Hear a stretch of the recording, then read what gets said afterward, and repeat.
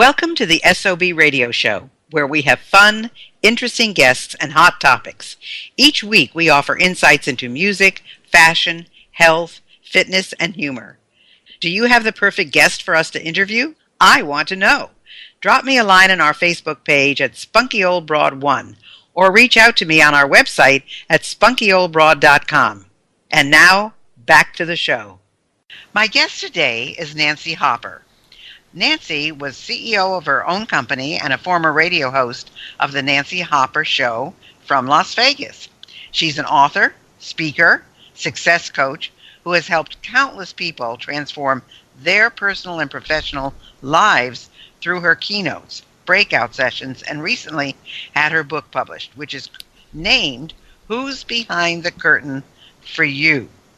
Learning the power of relationships and mentoring through her inspiring and hilarious stories and life experiences, audiences love and relate to her real-life stories. She teaches individuals and companies how to accelerate their success by building relationships, mastering residences, follow-ups, and ultimately closing more sales. Welcome, Nancy Hopper. Thank you. I used to have this little Energizer bunny music in the background on my radio show, so it's great. Thank you, Gail, so much. Oh, that's all right. It's so funny because that's what they used to call me, the corporate energizer, because I was just all over the place, and I know you're the same way. So why don't you start us off by telling us, a little bit about your background. We've talked about, a little bit in the introduction, but what are your beginnings? Well, it's pretty funny. I had this amazing situation happen when I really started a sales career. I was at 5 years old at a microphone. My dad was in the military, and I was attending a Catholic school.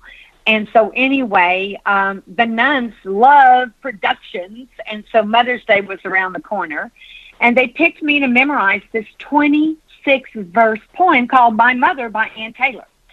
So anyway, they said, you cannot tell anybody and you cannot practice in front of anyone. And I really think, Gail, it's the first time I ever kept a secret because I was so afraid of the nuns. And so Mother's Day came and my mom and dad were in the middle of the row and it was packed. And I walked out and grabbed this giant silver microphone. And when I did, I just walked up and said, My Mother by Ann Taylor. And I rattled off this long poem. And when I got through, I was unbelievable. I mean, I literally became a superstar. I don't even know how much I could read at 5, but I had it memorized. And so the rest went on in my history. I had this self-confidence that my dad had given me at 10. And I started selling, I got hit in the mouth with a baseball bat, and he made me sell pot holders. And I made more money selling pot holders than I did babysitting.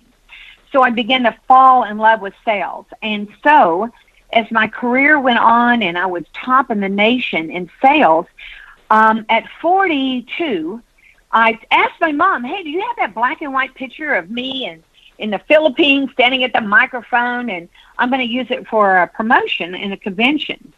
She said yes. So I went over to her house. We sat down, we looked at the picture, and we started laughing and laughing. And there it was.